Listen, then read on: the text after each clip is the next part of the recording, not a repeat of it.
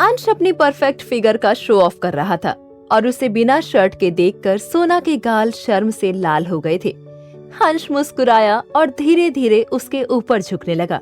सोना ये देखकर पीछे होने लगी। इसी तरह वो बेड पर लेट गई। अंश जैसे जैसे उसके करीब जा रहा था वैसे वैसे सोना के अंदर अजीब सी हलचल पैदा हो रही थी।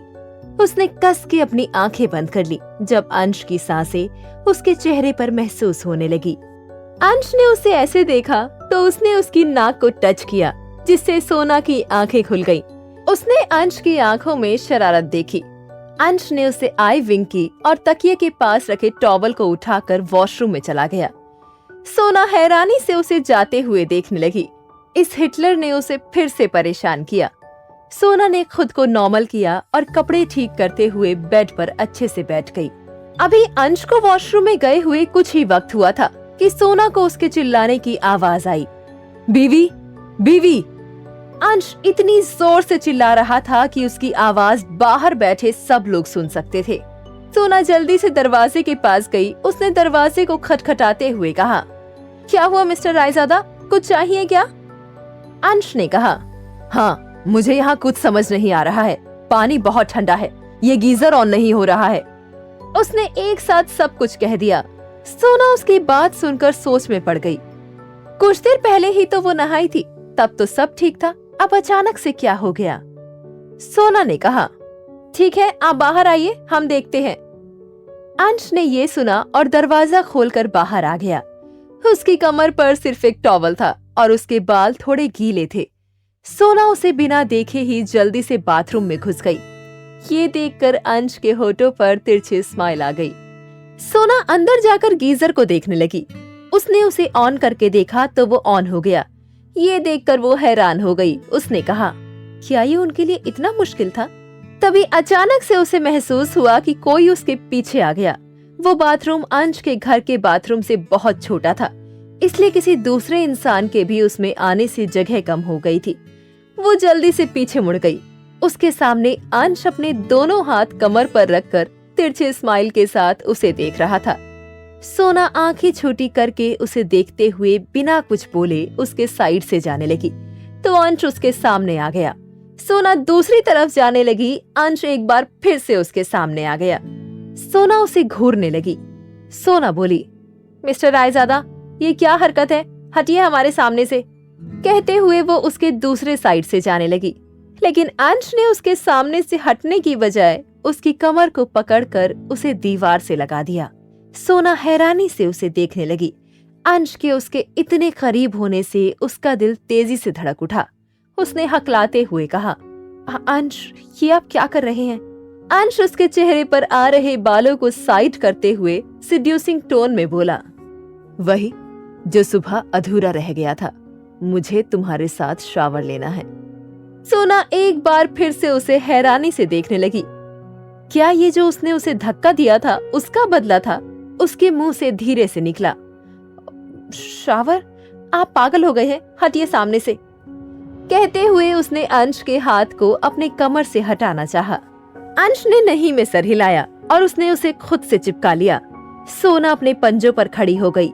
उसने शावर ऑन कर दिया और गर्म पानी की बूंदें दोनों के ऊपर गिरने लगी। सोना की जैसे सांस रुक सी गई। उसने कस के अंश की बाह को पकड़ लिया। अंश ने उसके चेहरे से गीले बालों को हटाया। सोना का चेहरा पूरा लाल हो गया था। उसकी आंखें बंद थी और उसके कपड़े पूरे उसके शरीर से चिपक गए थे। गर्म पानी की वजह से बाथरूम भाप से भर गया। अंश अपने शरीर में हो रहे बदलाव को महसूस कर रहा था। वो जो सोना को परेशान कर रहा था, उससे अब खुद को रोकना मुश्किल हो रहा था। उसने सोना के चेहरे को अपने हाथ में भरकर अपने होठ उसके गीले होठों पर रख दिए। सोना इसके लिए तैयार नहीं थी। अंश के सडन एक्शन से सोना कांप उठी। उसने कस के अपनी आंखों को बंद कर लिया। अंश के हाथ सोना की पीठ से होते हुए उसकी कमर को सहला रहे थे। सोना को अंश के एहसास से अजीब सी बेचैनी का एहसास हो रहा था। उसे अंश का उसके पास आना अच्छा लग रहा था। कुछ देर बाद अंश ने सोना के होठों को छोड़ दिया और उससे दूर हो गया। सोना ठगी सी रह गई। उसने आंखें खोल के अंश को देखा। अंश की आंखें लाल हो गई थी। सोना गीले कपड़ों में अंश को अपनी तरफ अट्रैक्ट कर रही थी। वो इतनी खूबसूरत लग रही थी कि अंश चाह कर भी उससे अपनी नजर नहीं हटा पा रहा था। उसने कसकर अपनी आंखें बंद कर ली और दूसरी तरफ घूमकर खड़ा हो गया। उसने अपनी तेज हो चुकी सांसों के साथ अपनी भारी आवाज में कहा, लीव। सोना ये सुनकर भी वहीं खड़ी रही। अंश उसे ना जाते देखकर इस बार जोर से बोला, आई सेड लीव। सोना इस बार जल्दी से बाहर चली गई। उसने अपनी तेज हो चुकी सांसों को काबू करते हुए नॉर्मल होने की कोशिश की। ये अंश उसके साथ क्या कर रहा था? सोना के जाने के बाद अंश ने दरवाजा जोर से बंद किया और दीवार पर जोर से मुक्का मारा। उसने कस के आंखें बंद कर ली। अगर उसने सोना को जाने को नहीं कहा होता तो शायद वो आज खुद को कंट्रोल नहीं कर पाता। उसके अंदर हो रहे बदलावों की वजह से अंश को अनकंफर्टेबल महसूस हो रहा था। उसने गीजर बंद किया और ठंडे पानी के शावर के नीचे खड़ा हो गया। इधर सोना कपड़े बदलकर मीरा के पास आ गई। भावेश जी के कहने पर मीरा ने अपनी माँ के कपड़े सोना को पहनने के लिए दिए थे। वो भले ही ज्यादा महंगे नहीं थे, लेकिन बहुत सुंदर थे। इस वक्त भी सोना ने सफेद और लाल रंग की कॉम्बिनेशन वाली सूती साड़ी पहनी हुई थी। मीरा उसे ऊपर से नीचे देखने लगी। कुछ देर पहले उसने दूसरे कपड़े पहने थे और अब कुछ और पहन रखा था। सोना ने उसे खुद को ऐसे घूरते देखा तो कहा, मिसेस शाह, क्या आपको हमारी कोई मदद चाहिए? मीरा ने कहा, हाँ, जाकर स्टोर रूम से प्लेट लेकर आओ। स्टोर रूम तुम्हारे कमरे के राइट साइड में है। सोना ने हाँ में सर हिलाया और वहां से चली गई। उसके जाने के बाद मीरा फिर से खाना बनाने लगी। कबीर से शादी के पहले वो अपने बाबा और माँ के साथ इसी घर में रहती थी, लेकिन उसे काम करना बिल्कुल भी पसंद नहीं था। पर माँ के रहते हुए उसने काफी कुछ सीखा था, जो कि अभी काम आ रहा था। इधर सोना स्टोर रूम में थी। उसने इधर उधर देखा। वहाँ पर बहुत सारे पुराने सामान थे।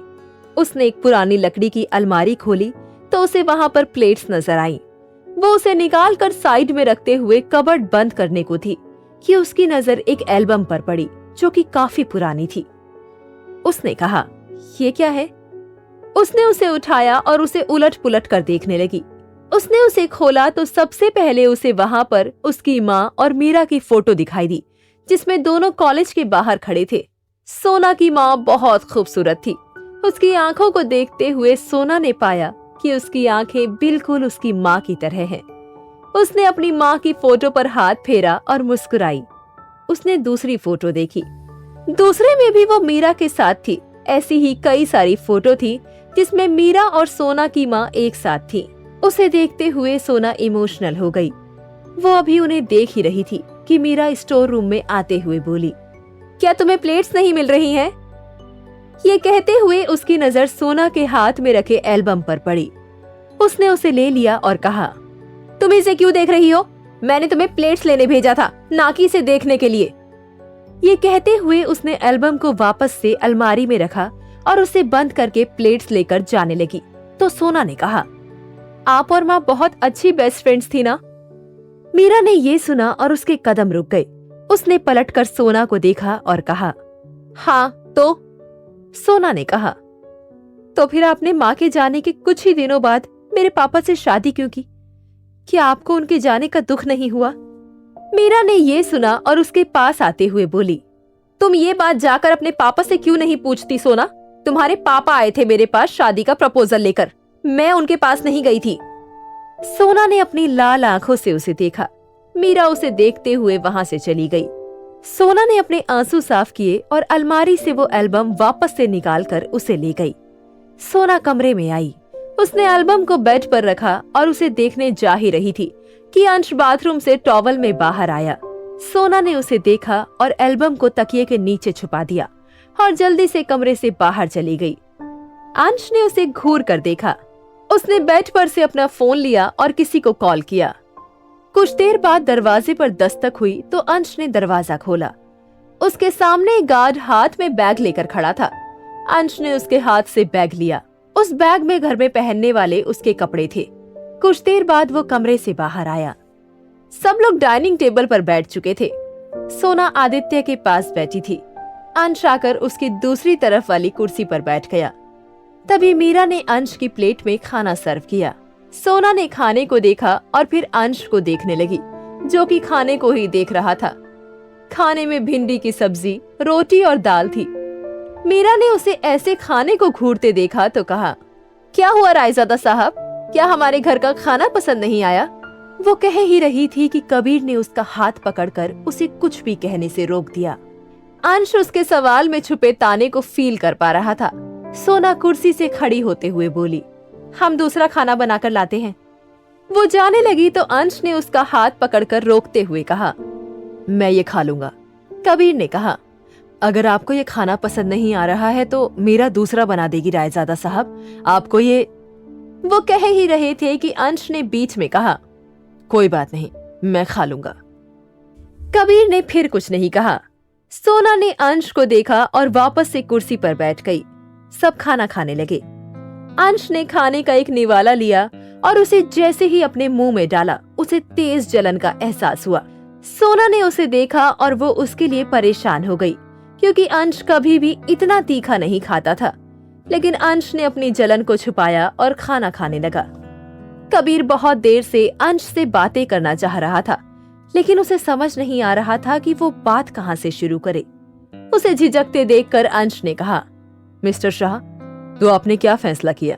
कबीर खाना खाते हुए रुक गया। कबीर ने हिचकिचाते हुए कहा, रायजादा साहब, मुझे आज सुबह।